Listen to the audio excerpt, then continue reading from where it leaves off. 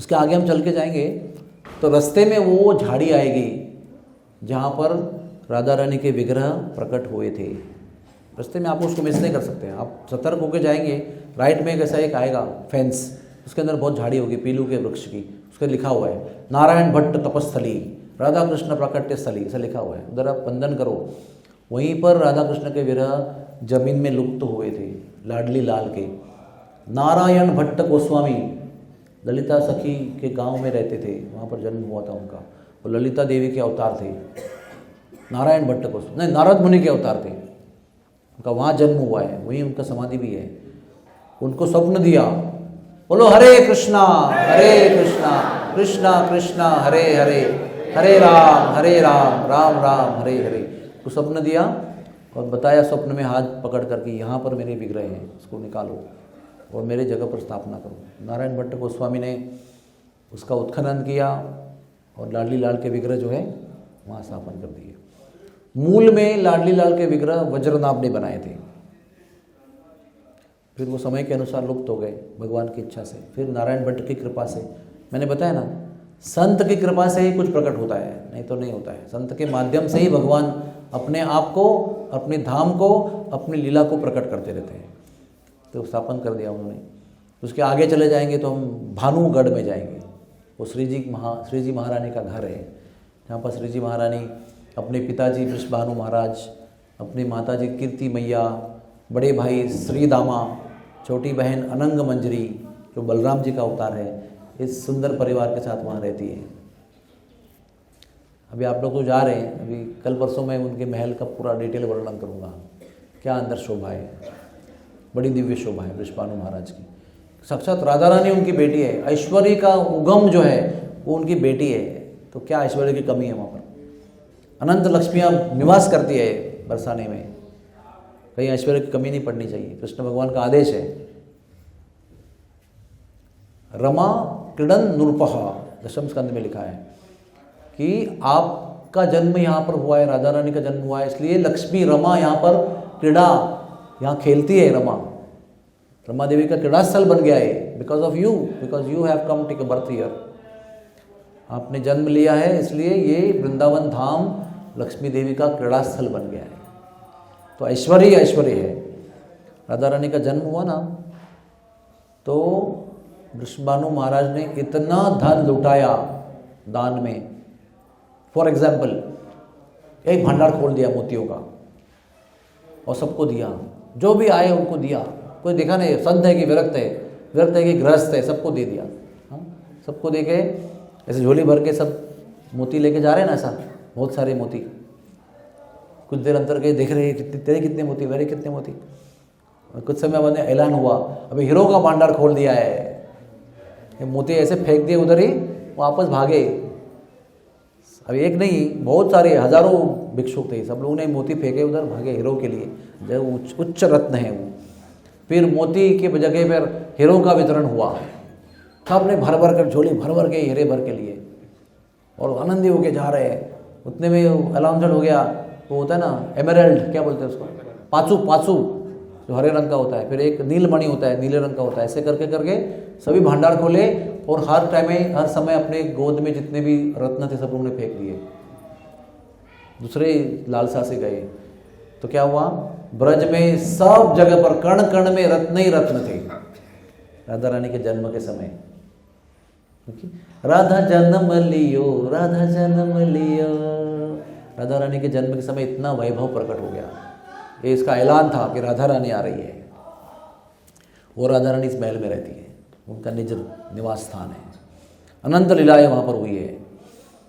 तो वहाँ पर आपको क्या क्या देखना है, वहाँ पर जाएंगे यहाँ से तो सबसे पहले ठाकुर जी राधा रानी का दर्शन करना है।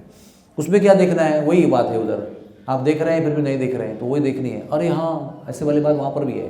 कैसे, राधा रानी के ऊपर एक चुनरी ओढ़ी हुई है और कृष्ण के ऊपर भी एक लंबी चुनरी ओढ़ी हुई है। आप बराबर देखना उसको, पूरी लंबी चुनरी है, वो कृष्ण के लिए है। क्यों? क्योंकि कृष्ण को भी यहाँ पर सखी बना के रखा है। राधा रानी भी सखी वेश में है, कृष्ण भी सखी वेश में। कोई भी ग्वाल बाल सभी लोग, खास करके कृष्ण यहाँ पर सखी वेश में आते हैं।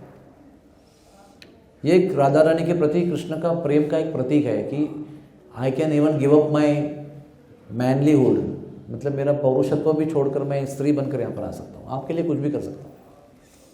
ये उनका राधा रानी के प्रेम के प्रति समर्पण जो है ना, उसका प्रतीक है। तो गौर से देखिए आप, कृष्ण भगवान बड़े ठाठ से बड़े दिखते हैं, राधा रानी छोटी दिखती है, लेकिन राधा रानी के प्रभाव से सखी बनकर वो खड़े हैं वहाँ पर। तो दर्शन करना अच्छी तरह से। राधा रानी के मंदिर में अदृश्य है जगह वो, लेकिन वहाँ पर राइट साइड में अंदर विशाखा देवी का विग्रह है, क्योंकि विशाखा देवी ने एक बार बहुत बड़ा चमत्कार किया था यहाँ पर और विजय प्राप्त करके दिया था। उनका नाम विजय लाडली जी है, विशाखा देवी का। उनका भी पूजन होता है मंदिर के अंदर, मंगल आरती में उनका भी पूजन होता है। फिर अब मंदिर से बाहर निकलेंगे तो मंदिर के नंदगांव की ओर एक जगह है जहाँ पर राधा रानी खड़े होकर इशारा करती है कृष्ण भगवान को। अभी भी धूप अगर अच्छी रहेगी तो नंदगांव दिखाई पड़ता है यहाँ से, तो वहाँ से कृष्ण और यहाँ से राधा रानी खड़े होकर इशारे करते हैं। तो वो प्रेम की लीला जो है वो करते समय ब्रह्मा जी पिघल जाते हैं, तो राधा रानी के चरण चिन्ह वहाँ प्रकट हो जाते हैं। वो छोटी जगह है, दूर से दिखाऊंगा आपको, लेकिन है भाव यही है कि राधा रानी बड़े उत्कट भाव से कृष्ण को इशारे करते हैं। फिर नीचे उतरेंगे, एक लेवल नीचे उतरेंगे तो वह एक संगमरमर का मंदिर है, मार्बल टेम्पल है। सब याद रहेगा आपको? लिख तो नहीं रहे आप? कुछ याद रहेगा सब? यस, मेरी मेमोरी इतनी दूर है, इतनी अच्छी है कि व्यासदेव की ज़रूरत नहीं मुझे, आई डोंट नीड एनी। तो वहाँ पर जो मार्बल टेम्पल है, उस मंदिर में साल में 3 बार राधा रानी नीचे आती है। एक है होली के दिन, दूसरा दिन हरियाली तीज जब झूलन यात्रा आरंभ होती है, और तीसरा दिन उसके बाद में राधाष्टमी। ये 3 दिन ठाकुर राधा रानी का विग्रह जो है वो नीचे आ जाता है, पूरा एक फ्लाइट उतर के नीचे आता है और वो मंदिर में विराजमान होता है शाम के समय 4 बजे।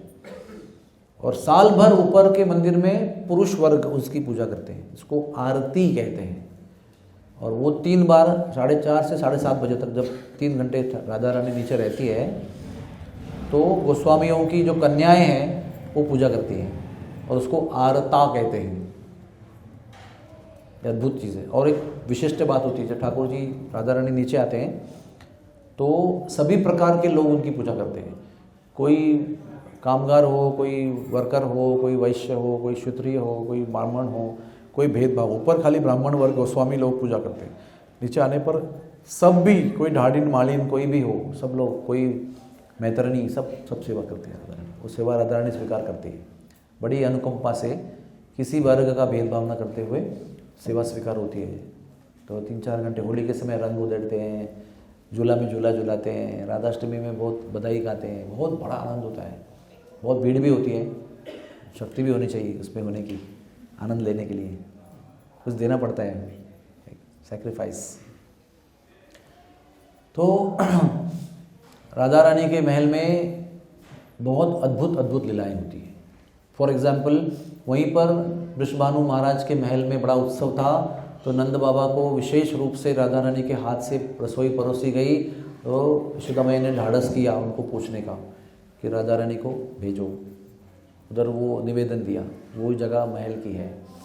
कृष्ण भगवान को एक बार चीट करके सभी गोपियों ने, राधा रानी ने सब उसके अलंकार छीन लिए थे, क्योंकि हर बार वही चोरी करेगा, हर बार हमको ही संकोच दिलाएगा, हमको कष्ट देगा, हम भी सबक सिखाएंगे। तो एक बार उनको ऐसा सबक सिखाया, सारे बेहोश करके सारा अलंकार छीन लिया। लेकिन कृष्ण बड़े नटखट, उन्होंने भी ट्रिक लगाई और सारा वसूल किया उनके। ऐसा लीला रचाया कि रंगे हाथ उनको पकड़ा, राधा रानी को सब अलंकार पहना के कृष्ण बन के खड़ा कर दिया उधर। ये भेष बदल के आए थे, तुरंत राधा रानी जैसे ही पूरा अलंकार पहन के सामने आ गए ना, पूरा आओ इस पार आ जाओ, एकदम नज़र के सामने आ गई, तो अपना भेष भी सब छोड़ दिया, बताया देखो उतारो सब, बहुत होशियार बनते हो। तो ये लीला भी उसी जगह हुई है। फिर गोप देवी के रूप में श्री कृष्ण भगवान राधा रानी की परीक्षा करने के लिए आते हैं।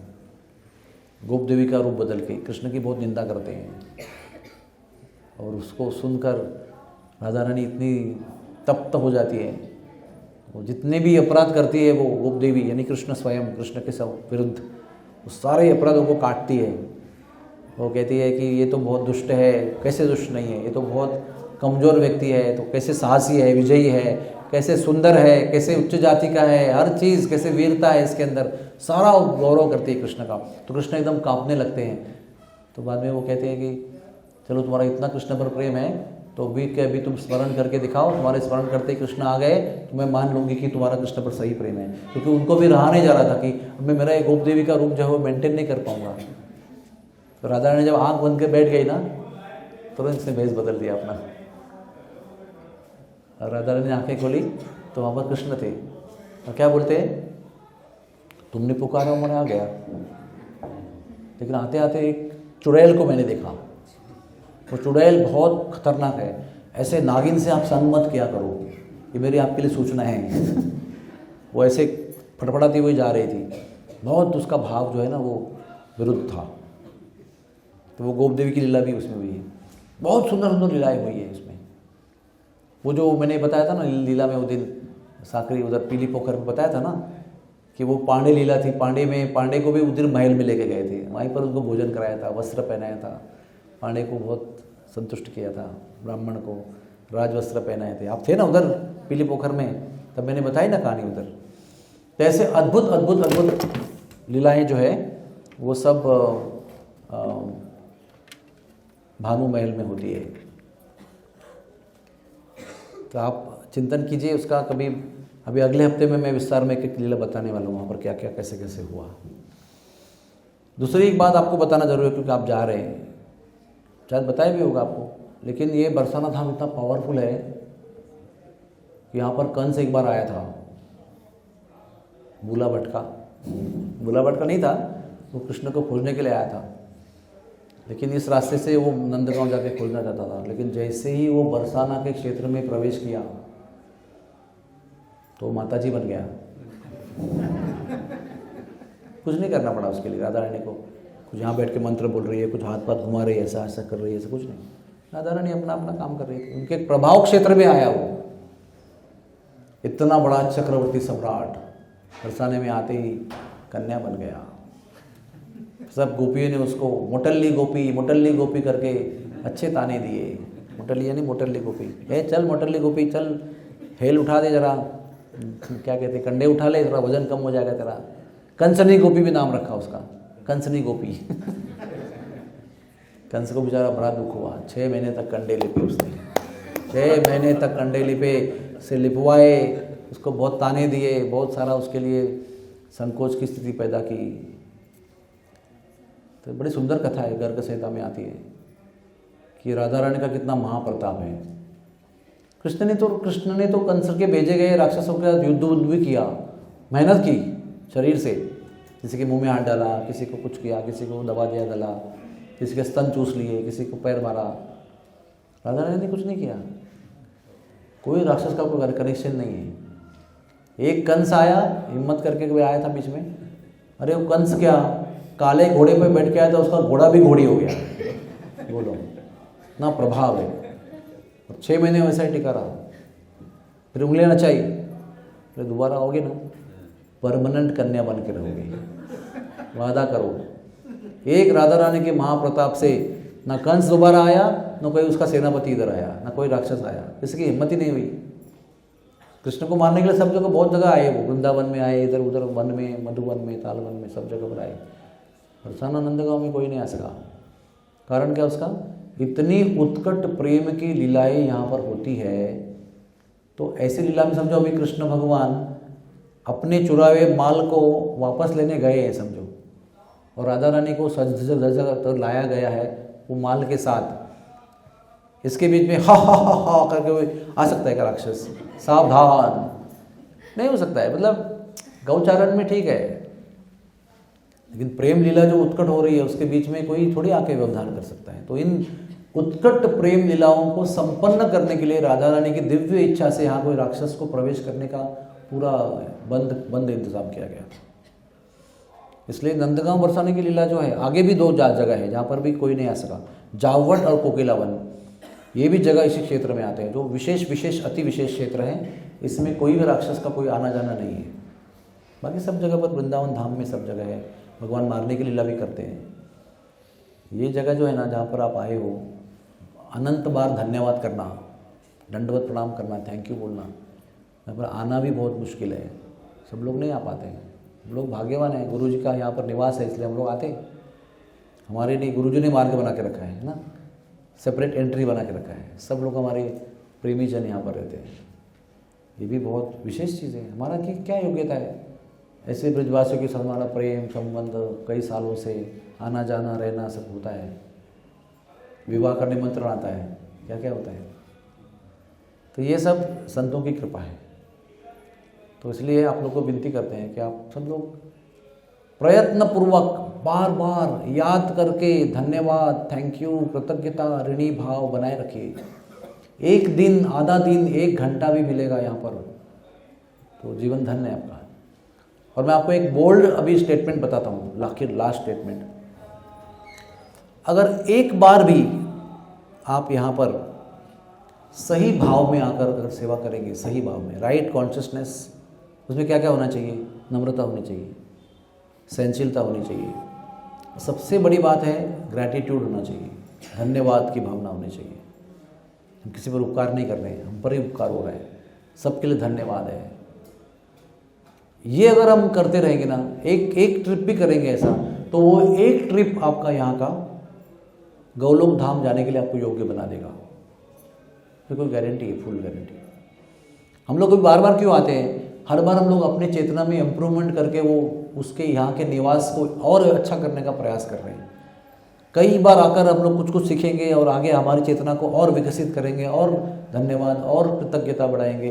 तो एक दिन वो परिपूर्ण जब हो जाएगा तो वो एक यात्रा से आप गौलोक धाम में चले जाएंगे।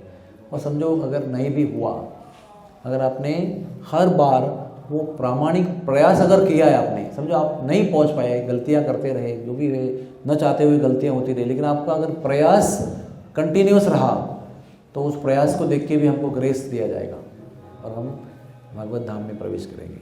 और नहीं भी करेंगे तो आपको भगवान अपनी सेवा में रखेंगे।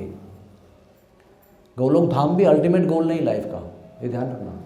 भगवान जहाँ सेवा देंगे वो हमारा अल्टीमेट गोल है, चाहे भौतिक दुनिया में हो, पाताल में हो, नरक में हो, स्वर्ग में हो या गौलोक धाम में हो। हमको क्या चाहिए? हमको सेवा चाहिए। हमको खाली वहाँ जाके एंजॉय नहीं करना है, अरे गौलोक में प्रवेश कर दिया, अभी हरि बोल एंजॉय, नो।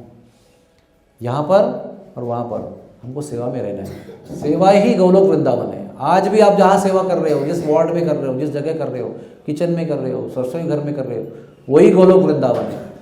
क्योंकि गौलोक वृंदावन वही स्थान है जहाँ पर कृष्ण की सेवा होती है, राधा रानी की सेवा होती है।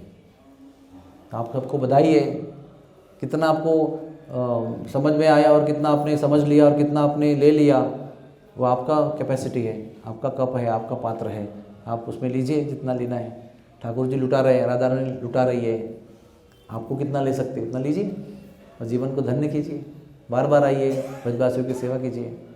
हरे कृष्णा कृष्णा कृष्णा हरे हरे, हरे राम राम राम हरे हरे। कोई प्रश्न है किसी का? हमारे फोटोग्राफर गायब है यहाँ से।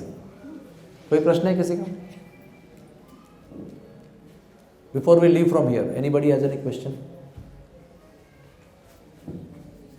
ओके, जय जय श्री राधे।